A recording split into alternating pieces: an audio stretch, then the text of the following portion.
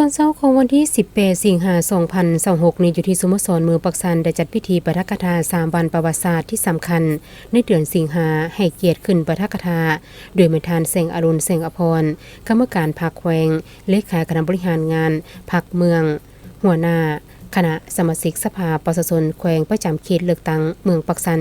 มีประธานคณะประจำพรรคเมืองกรรมการพรรคเมืองประธานคณะกรรมการปกครองตาเสงพนักงานวิชาการนายและพล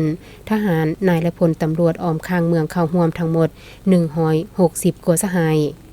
โอกาสนี้ท่านได้ให้เกียรติขึ้นปาฐกถาเอกสารที่1วันรัฐธรรมนูญแห่งสาธารณรัฐประชาธิปไตยประชาชนลาวครบรอบ35ปี15สิงหาคมปี1991 55สิงหาคม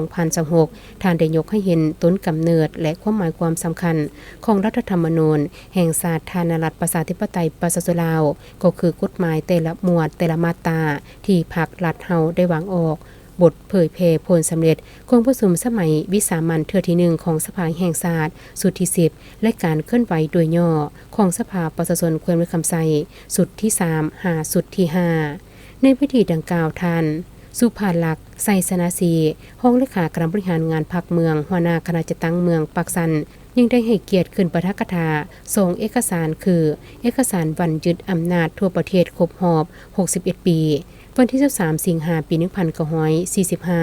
23สิงหาคม2026เอกสารวันสร้างตั้งแนวลาวสร้างศาสตร์ครบรอบ76ปี13สิงหาคมปี1950 53สิงหาคม2026